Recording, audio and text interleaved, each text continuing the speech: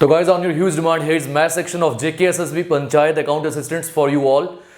आप में से बहुत सारे स्टूडेंट्स जिन्होंने क्लास 12th में या 11th में मैथ्स रखा हुआ था, उन सबको इस चैप्टर के बारे में ज़रूर जानकारी होगी जो हम शुरू करने वाले हैं आज, जिसका नाम है मैट्रिसेस एंड डिटर्मिनेंट्स।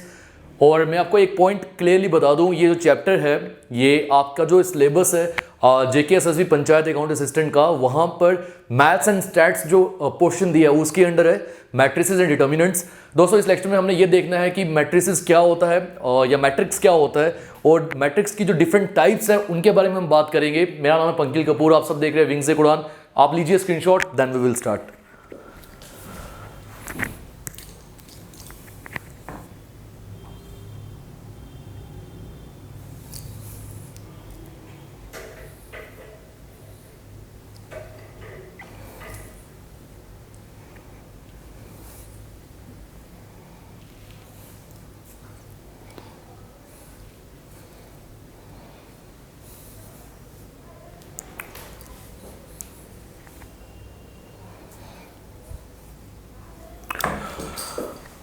दोस्तों एक जो आपका सिलेबस है JKSSB पंचायत अकाउंट असिस्टेंट का, उसके अकॉर्डिंगली बात की जाए तो ये सेक्शन सिर्फ 10 नंबर का है। 10 नंबर के लिए 10 चैप्टर्स हैं, 5 स्टैट्स के हैं, 5 मैथ्स के हैं।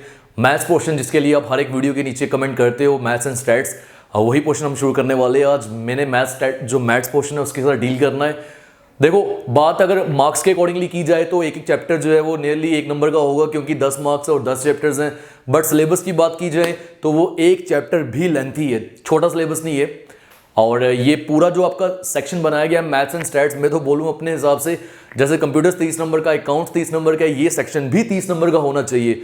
बट अब JKSSB ने आपका सिलेबस जो है ये फॉर्म किया है, क्रिएट किया है, और कुछ कर तो सकते नहीं है, पढ़ना पड़ेगा हमें। और ये 10 नंबर भी हमारे लिए बहुत मायने रखते हैं, आप सबने भी तो बोला ये, तो आपको तैयारी पूरी करनी है। ये मत सोचिएगा, मैं क्लियर कर दूं पहले से ही, ये मत सोचिएगा कि यार वीडियोस इसकी ज़्यादा हैं, 10 नंबर के हिसाब से पढ़ना पड़ेगा, बिकॉज इसमें कोई और ऑप्शन नहीं है। ये चैप्टर्स जो भी इन्होंने बताए हैं, जैसे मैट्रिसेस डिटर्मिनेंट्स है, प्रोबेबिलिटी है और सेट्स है, ये खुद में कभी भी कॉम्पिटिटिव लेवल में नहीं पूछे जाते। अगर मैं बैंकिंग या जितने भी हमारे स्टेट लेवल या सेंट्रल लेवल एग्जामिनेशंस की बात करूं, वहाँ पे नहीं पूछे जाते। हाँ IIT JEE में पूछे जाते हैं, जो आपने एग्जाम देना होता है क्लास 12 के बाद, इसमें नहीं पूछे जाते। बट JKSSB ने मेरे को बोलते हुए अच्छा नहीं लग रहा, बट सच यही है। ये जो सिलेबस फॉर्म किया है, फर्स्ट टाइम मैंने ऐसा देखा कि JKSSB ने बहुत अलग सा, अजीब सा, और मैं बोल सकता हूँ मतलब देखने में ऐसा लगता है ये सिलेबस कि आउट ऑफ शेप है, मैं ये बोल सकता हूँ।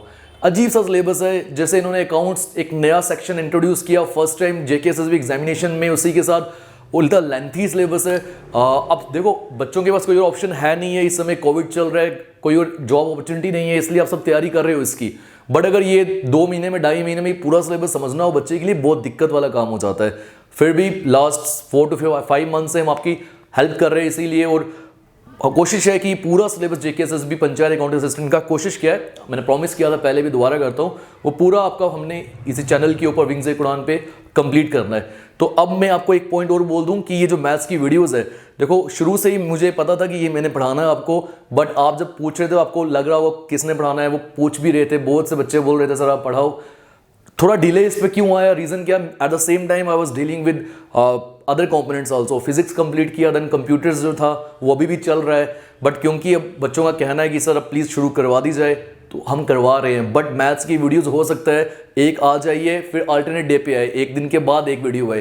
तो आपको इसमें पेशेंस रखना है, पेशेंस रखोगे तो हमें भी अच्छा लगेगा, और पढ़ने का मज़ा भी आएगा, पढ़ाने का मज़ा भी आएगा, क्योंकि कंप्यूटर की वीडियोस भी मुझे साथ साथ जो है वो अपलोड करनी है। तो दोस्तों करते हैं शुरू। देखो मैंने पहले बताया, मैं रिपीट कर रहा हूं कि आपको नंबर ऑफ मार्क्स को माइंड से हटाओ, वो छोड़ दो, क्योंकि एक एक नंबर आपके लिए मायने रखता है। आपको पता है पहले से ही कितने बच्चे तैयारी कर रहे हैं इसकी, और JNK में अब क्या जो यूट्यूब का आप कल्चर बोल सकते हो वो है, उस वजह से मैक्सिमम स्टूडेंट्स तक ये रीच जा रही है वीडियोस की या कॉन्सेप्ट्स की, सब्जेक्ट्स की। तो हर कोई तो तैयारी कर रहा है इसके लिए। अब बात आती है कि फिर किन बच्चों के बीच में डिफ्रेंसिएशन होगा, बिकॉज अगर 1 लाख बच्चा तैयारी कर रहा है या 17,000 बच्चा तैयारी कर रहा है, तो सबकी तो जॉब लगने नहीं वाली है। वैकेंसीज तो सिर्फ 1889 इतना कुछ वैकेंसीज हैं।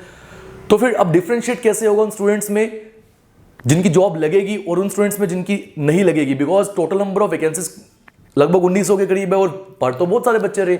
वहां बात आती है एक एक स्कोर की। वो एक एक स्कोर आपके लिए मायने रखता है, इसलिए आपको जो स्टूडेंट ये जो 10-10 नंबर वाले सेक्शंस है इसको भी अच्छे से पढ़ेगा, उसके लिए फिर ये एग्जाम को क्रैक करना ईजी हो जाएगा। तो अब आपके लिए एक नंबर मायने रखता है, मैं बता रहा हूं, और आपको उस वे में पढ़ना भी है। बात करते हैं मैट्रिक्स की। चाहे ये मैथ्स है, बट डरने की कोई जरूरत नहीं है। जिन्होंने क्लास 11th और 12th में ये रखा था बढ़िया है, नहीं भी रखा I will be considering all of you as beginners. तो आपको कुछ भी नहीं पता, मैं यही सोच के चल रहा हूं। मैट्रिक्स क्या होता है? एक रेक्टेंगुलर अरेंजमेंट है ये, किसका? नंबर्स और एलिमेंट्स का। A rectangular arrangement of numbers slash elements in rows and columns. कि एक ऐसा रेक्टेंगुलर अरेंजमेंट है नंबर्स का जो कि रोज और कॉलम्स में होता है, उसी को हम मैट्रिक्स बोलते हैं। बात आती है कि रोज और कॉलम्स क्या होते हैं।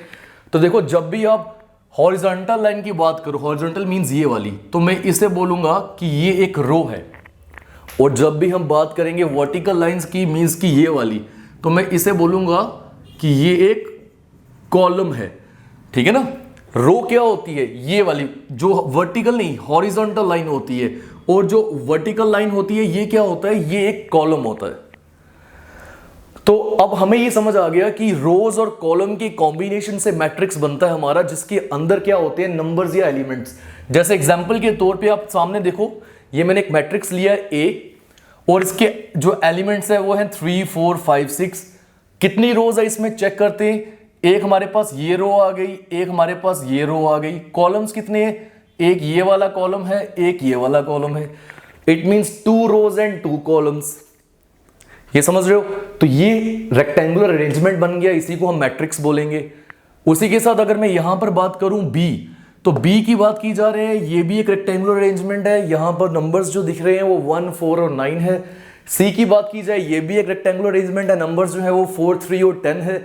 हाँ, अब आप ये जरूर बोल सकते हो कि सर यहां पे रो एक ही है और कॉलम की बात की जाए वो 3 है। ठीक है, तो क्या हुआ? रो और कॉलम की जरूरत है, वो है तो सही।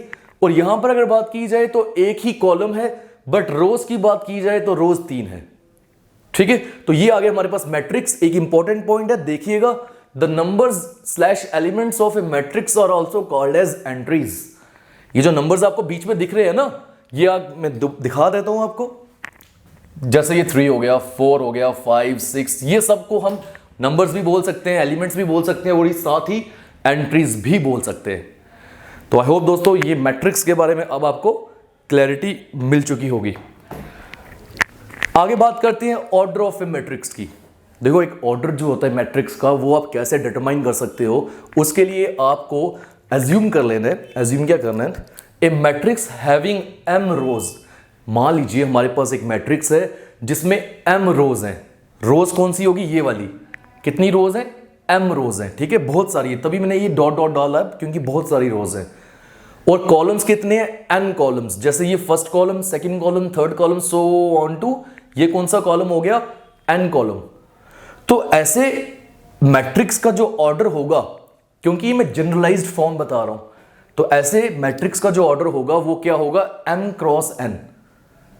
मतलब जितनी भी रोज हैं वो लिखो और जितने भी कॉलम्स हैं वो लिखो, m क्रॉस n। अब यही चीज मैं आपको यहां ऊपर समझाता हूं। देखो, मैं अगर यहां बात करूं तो मेरे पास रोज कितनी है? 2 रोज है, तो ये लिख लिया मैंने 2। कॉलम कितने हैं? वो भी 2 ही है, तो ये लिख लिया मैंने क्रॉस डाल के 2। देखो ना, m क्या थी? रोज, तो ये आ गया हमारे पास रोज, क्योंकि 2 रोज है ना, तो यहां m की वैल्यू कितनी है? 2। और कॉलम्स की बात की जाए तो वो भी कितने हैं? 2। तो इट मींस तभी तो मैंने यहां क्रॉस डाल के 2 डाला। तो ये 2 किसके लिए आ गया? कॉलम के लिए। तो यहां पर मैं n इक्वल्स टू 2 लिख सकता हूं। तो आपको ये समझ आ जाना चाहिए। अब जब भी ऑर्डर होता है मैट्रिक्स का दोस्तों, वो यहां पे इस मैट्रिक्स के बॉटम में लिखा जाता है, जैसे मैंने यहां पे लिखा हुआ है। तो अब ये जो मैंने आपके सामने बनाया हुआ एक जनरलाइज्ड फॉर्म है एलिमेंट्स की। अब आप देखिए कैसे लिखा गया है। फर्स्ट एलिमेंट आ गया, इसको हम लिखेंगे a, और इसके बॉटम में फुट पे 1 1 1 1। क्यों? क्योंकि ये फर्स्ट रो है और फर्स्ट कॉलम है। एक चीज का ध्यान रखना दोस्तों, बहुत इंपॉर्टेंट है। m क्रॉस n जब आपने किया, डजंट मीन कि आपने इन दोनों को मल्टीप्लाई कर देना है। ये रिप्रेजेंटेशन है। जैसे यहां 2 क्रॉस 2 लिखना है, ये नहीं लिखना 2 क्रॉस 2 इक्वल्स टू 4, वो नहीं लिखना है। हमने शो करना है कि ये 2 क्रॉस 2 है। ठीक है, अच्छा आप दोस्तों, मैं आपको एक काम करता हूं, मैं यहां पर भी आपको ऑर्डर ऑफ मैट्रिक्स बता देता हूं। देखो पहले क्या आता है, पहले रोज आता है, ध्यान रखना है, बाद में कॉलम आता है। यहां पर देखिए आप, नंबर ऑफ रोज कितनी है, सिर्फ एक ही रो है, बट कॉलम कितने हैं, 1 2 एंड 3। तो रोज अगर मैं बात करूं वो 1 ही है और कॉलम जो है वो 3 है, तो ऑर्डर क्या हो गया मैट्रिक्स का, 1 क्रॉस 3। यहां पे बात करते हैं 1 2 3, 3 रोज, तो ये आ गया m की वैल्यू 3, कॉलम एक ही है तो ये आ गया n की वैल्यू 1, तो 3 क्रॉस 1, ये हो गया ऑर्डर मैट्रिक्स का। तो यही ऑर्डर जो है ये एग्जांपल्स के तौर पे आगे भी बताया है। मैं एक बार आपको ये एलिमेंट्स की रिप्रेजेंटेशन बता रहा हूं। दिस इज A11 मींस की फर्स्ट रो का फर्स्ट कॉलम, देख लो ना, ये पहली रो, ये पहला कॉलम, तो A11। वैसे A12 A13, 1 क्यों पकड़ के रखा है मैंने, क्योंकि फर्स्ट रो है। और ये वाला 1 क्यों चेंज हो रहा है, 1 2 3, क्योंकि कॉलम चेंज हो रही है। सो ऑन टू A1n, 1n क्यों बोल रहा हूं, क्योंकि फर्स्ट रो है इसलिए 1, और कॉलम बहुत सारे आ गए n तक इसलिए n। वैसे यहां देखो, इसको मैं क्या बोलूंगा, सेकेंड रो है तो A2, बट कॉलम तो पहला ही है ना, तो 1 आएगा, A21। ये देखो रो जो है वो तो सेकंड है और कॉलम जो है वो भी सेकंड है, तो A22 A23 so on to A2n। ये समझ रहे हो। वैसे ये कितनी रोज हमने ली थी, हमने बात की थी m रोज, तो इसलिए यहां पे क्या आ गया, A रोज कितनी है m, और कॉलम कौन सा है, ये पहला कॉलम है तो AM1। वैसे ही AM2 AM3, बट अब ये कौन सा कॉलम है, nth कॉलम, ये रो कौन सी है, mth रो, कॉलम कौन सा है, ये nth कॉलम, तो AMN। ठीक है, कोई इशू होगा कमेंट सेक्शन में टाइप करो, I will answer all those queries. तो दोस्तों यहां मैं दोबारा से बता रहा हूं, एक एलिमेंट को उठा के मैंने यहां लिखा A11, तो ये फुट पे जो 1 है दिस इज रो के लिए यूज हो रहा है, और ये जो है ये कॉलम के लिए यूज हो रहा है। मींस कि फर्स्ट रो का फर्स्ट कॉलम उठाओ तो वहां A11 पड़ा होगा, ये आ गई फर्स्ट रो, ये आ गया फर्स्ट कॉलम, तो ये देखो A11 पड़ा है, ये होता है। ठीक है दोस्तों, अब इस चीज को मैं रीड करके आपको समझाता हूं। यहां देखो, इसमें देखते हैं ये कौन होगा, ये होगा A11, यहां लिख रहा हूं मैं, A11 की वैल्यू है ये 3, फर्स्ट रो है बट कॉलम कौन सा है, सेकंड, ये होगा A12 एंट्री, ये आ गई सेकंड रो, कॉलम तो पहला ही है ना, तो A21, ये आ गई सेकंड रो और सेकंड कॉलम, तो ये किसका होगा, A22। मेरी कोशिश रहेगी मैं पूरा डीपली आपको समझा पाऊं, अगर फिर भी डाउट होता है पूरी वीडियो लास्ट तक देखो, क्लियर हो जाएगा। दोस्तों बात आती है general representation of an element. किसी भी एलिमेंट की अगर आपको जनरली रिप्रेजेंटेशन देनी है तो वो कैसे दोगे आप, AIJ से। AIJ जो है ये डिनोट करता है कोई भी एक एलिमेंट जो ith रो का होगा और jth कॉलम का होगा। अब आपको शायद यहां पे एक कंफ्यूजन आ रही होगी, M और N, I और J, ये क्या हो गया। देखो जब भी M और N की वैल्यू की बात की जाएगी ना, तो मैं आपको बता दूं सिंपली, जो M होता है वो बेसिकली, अब आप, क्योंकि पहले तक तो हमने सिर्फ M और N समझा था, I और J की तो बात ही नहीं हुई थी, अब I और J की भी बात हो रही है, तो क्लियरली डिफरेंस हमें समझ आना चाहिए। जब भी टोटल नंबर ऑफ रोज की बात होगी तो वो M होंगे, टोटल नंबर ऑफ कॉलम्स की बात होगी वो N होंगे, और जब उसमें I और J की बात की जाए तो एक एक एलिमेंट की बात कर रहा होगा। जैसे एग्जाम्पल के तौर पे आगे भी देखेंगे हम। यहां देखो नेक्स्ट पे आते, एग्जाम्पल है यहां पे A की वैल्यू कितनी दी हुई है, 9815, ये दिया हुआ है, एक मैट्रिक्स है। तो आप मुझे बताओ रोज कितनी है, कॉलम्स कितने, ये चेक करते हैं। एक रो ये आ गई, एक रो ये आ गई, 2 रोज तो 2 आ गया, कॉलम कितने, एक ये और एक ये, 2 कॉलम, तो 2 क्रॉस 2 मैट्रिक्स। यहां पर देखें तो रो कितनी है, 1 2 3, 3 रोज आ गई, कॉलम तो एक ही है, तो ये आ गया 3 क्रॉस 1 मैट्रिक्स। दोस्तों इंपॉर्टेंट नोट वही है जो मैंने अभी आपको बताया कि अगर एक मैट्रिक्स का ऑर्डर 3 क्रॉस 4 है तो आप उसको 4 क्रॉस 3 नहीं लिख सकते, या उसको 12 नहीं लिख सकते, क्योंकि 4 क्रॉस 3 लिखा, इसका मतलब क्या है, यहां 3 रोज थी 4 कॉलम, आपने चेंज कर दिया, यहां 4 रोज तो 3 कॉलम हो गए। मैथ्स में 3 इंटू 4 या 4 इंटू 3 का मतलब सेम है, मैट्रिसेस में सेम नहीं है, क्योंकि ये ऑर्डर ऑफ मैट्रिक्स लिख रहे हो आप। ठीक है दोस्तों, ये आप ऑर्डर ऑफ मैट्रिक्स लिख रहे हो। तो यहां तक हमारा हो गया है कंप्लीट, जो हमने ऑर्डर ऑफ मैट्रिक्स पढ़ा।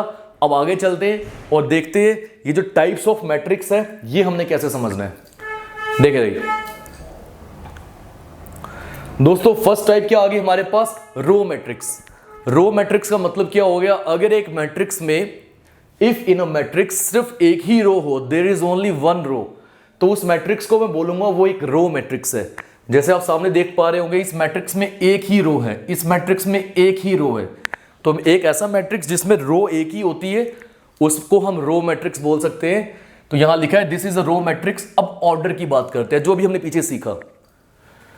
रो कितनी है, एक ही, तो यहां आया 1। कॉलम कितने हैं, 3, तो इंटू 3, 1 क्रॉस 3। यहां रो एक ही है बट कॉलम है हमारे पास 4, तो 1 क्रॉस 4, तो ये आ गया हमारे पास रो मैट्रिक्स।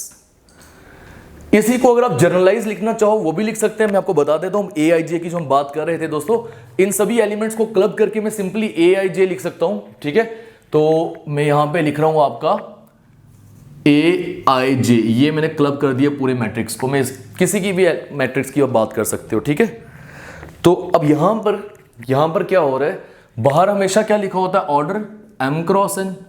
तो ये एक मैट्रिक्स रो मैट्रिक्स कब होगा, जब नंबर ऑफ रोज कितनी होंगी, 1। तो इसका मीनिंग क्या हो गया, यहां m की वैल्यू क्या होनी चाहिए, फिर 1 होनी चाहिए।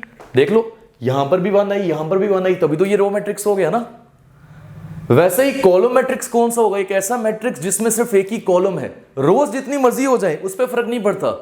If in a matrix there is only one column then it is called as a column matrix. जैसे ये देखो, ये एक ही कॉलम है, तो it is a column matrix. Order check करते हैं, रोज कितनी है, 1 2 3, और कॉलम कितना, एक ही है, तो 3 क्रॉस 1। इसका मीनिंग ये हो गया कि अगर मैं इस पूरे मैट्रिक्स की बात करूं, मैट्रिक्स को ए आई जे से रिप्रेजेंट कर दिया, सभी एलिमेंट्स को ए आई जे, क्योंकि बाद में आई और जे की वैल्यूज पुट करेंगे तो अलग अलग एलिमेंट मिल जाएगा, वो हमने क्वेश्चंस करने हैं, थोड़ा सब्र रखना उसमें। तो m क्रॉस n जो है ये कॉलम मैट्रिक्स तब होगा जब n की वैल्यू 1 हो, क्योंकि ये रो के लिए होता है, ये कॉलम के लिए होता है। n की वैल्यू 1 होगी तो एक कॉलम होगा। तो आई होप ये भी समझ आ गया होगा। बात करते हैं स्क्वायर मैट्रिक्स की दोस्तों, एक ऐसा मैट्रिक्स जिसमें जितनी रोज हैं, number of rows equals to number of columns, चाहे 3 रो हैं और 3 column, 4 rows 4 columns, 5 rows 5 columns, तो मैं बोलूंगा वो एक स्क्वायर मैट्रिक्स है, बिकॉज वो एक स्क्वायर की शेप होगी, all the sides are equal. If the number of rows and number of columns in a matrix are equal then it is called a square matrix. जैसे यहां पर आप सामने देख पा रहे होंगे, ए आई जे ब्रैकेट में m क्रॉस n लिखा हुआ है। ये एक स्क्वायर मैट्रिक्स कब होगी, जब नंबर रोज का और कॉलम का बराबर, मतलब m और n की वैल्यू इक्वल होनी चाहिए। जैसे नीचे दिया भी है 1 2 3, 3 रोज, 1 2 3, 3 कॉलम, तो this is a 3 cross 3 matrix, and here the value of m and n is equal, hence we can say that this is a square matrix। तो क्लियर है ये।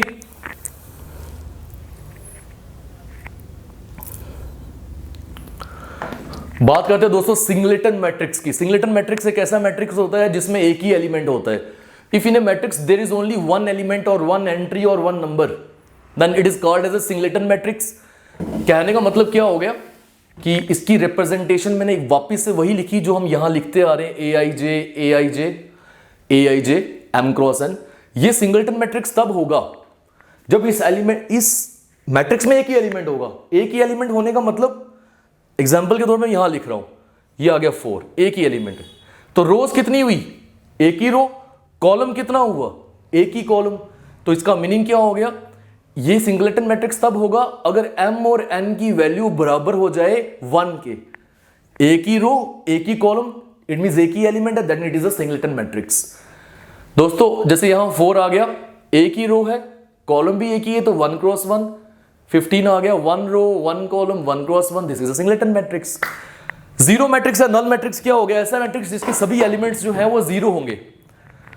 If in a matrix all the elements are zero then it is called as a zero और a null matrix. It means ये matrix zero matrix कब होगा, जब ये जो अंदर ए आई जे है ना, जब भी इसमें आई और जे की वैल्यूज हम फिट करेंगे तो जितनी भी वैल्यूज आ रही होंगी वो सभी जीरो हों।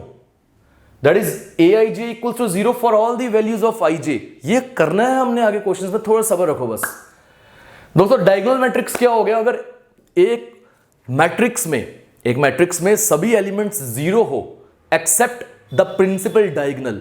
डायगोनल क्या होता है वो बात करते हैं जो प्रिंसिपल डायगोनल है वो सिर्फ एक स्क्वायर मैट्रिक्स पे बनता है। जैसे ये स्क्वायर मैट्रिक्स था ना, तो ये लेफ्ट से लेके राइट तक, टॉप लेफ्ट से बॉटम राइट तक, ये जो मैंने 3 एलिमेंट्स को लेके एक बॉक्स सा बनाया, this is you can say a square matrix. तो अगर if all the elements except the principal diagonal in a square matrix are zero, एक स्क्वायर मैट्रिक्स मतलब जिसमें जितनी रोज है उतने ही कॉलम्स होने चाहिए। अगर उसमें सभी एलिमेंट्स जो है वो जीरो हो but principal diagonal element zero नहीं होने चाहिए, तो मैं बोलूंगा वो एक डायगोनल मैट्रिक्स है। जैसे मैं एग्जांपल के तौर पे आपको सामने लिख के बताया हूं कि देखो ये आ गया प्रिंसिपल डायगोनल, ठीक है, 4 7 15, ये जीरो नहीं है ना, बट बाकी ये भी जीरो है और ये भी जीरो है, तो मैं बोलूंगा ये एक डायगोनल मैट्रिक्स है। डायगोनल सिर्फ लेफ्ट से राइट, ना कि राइट से लेफ्ट, एक ही डायगोनल ले रहे हैं हम, लेफ्ट से राइट। तो दोस्तों ये भी समझ आ चुका होगा आपको। एक बात करते हैं इसमें, देखो बहुत इंपॉर्टेंट है दोस्तों, समझना आप ध्यान से। आपको शो करके मैं यहां बता रहा हूं, देखो दोस्तों, अगर मैंने 3x3 मैट्रिक्स बनाना है, 3x3, तो एलिमेंट्स कौन कौन से होंगे? ऐसे तो कोई भी एलिमेंट्स होंगे। जनरल रिप्रेजेंटेशन क्या होगी? A11, A11, A12, A13, ठीक है, A21, A22, A23, A31, A32, A33। अब आपको वहां से शो हो रहा हो, नहीं भी हो रहा जो मैं बोल रहा हूं उसे लिसन करो, सुनो। तो ये जो डायगोनल एलिमेंट्स है, देखो ये क्या होता है, A11, A22 और A33, मतलब बराबर आ रहा है, 1 1 2 2 3 3। तो ये वाले एलिमेंट जीरो नहीं होने चाहिए। तो देखो इसने क्या लिखा है, बाकी एलिमेंट्स जीरो हो जाएं, है ना। तो बाकी एलिमेंट्स के लिए ये m और n की वैल्यू या फिर ये i और j की वैल्यू, कुछ भी बोल सकते हो, ये बराबर नहीं है ना। यहां 2 1 है, यहां 3 1 है, यहां 3 2 है, 2 3 है, 1 2 है, 1 3 है, बराबर नहीं है। बराबर किस में होता है? डायगोनल में। तो इट मींस जहां पे i और j बराबर नहीं है, तो वहां पे aij हमारा वैल्यू जीरो होना चाहिए, ठीक है। और बाकी एलिमेंट्स जो है प्रिंसिपल डायगोनल वाले, वो जीरो नहीं होने चाहिए। Then we can say that this is a principal diagonal, जहां पे डायगोनल के एलिमेंट जीरो नहीं है, and this is a diagonal matrix. तो दोस्तों ये था आज का लेक्चर, जहां पे हमने क्या पढ़ा? हमने पढ़ा बेसिकली मैट्रिक्स क्या होता है, फिर हमने देखा ऑर्डर ऑफ ए मैट्रिक्स क्या है, और टाइप्स ऑफ मैट्रिक्स समझा। मैं क्विक रिवीजन देता हूं आप सभी को ताकि सब समझ आ जाए। मैट्रिक्स जो है वो बेसिकली रेक्टेंगुलर रिप्रेजेंटेशन है नंबर्स एलिमेंट्स की, जिनको एंट्रीज भी बोला जा सकता है, जिसमें रोज होती है, कॉलम्स होते हैं। रोज क्या होता है? Horizontal lines. कॉलम्स क्या होते हैं? Vertical lines.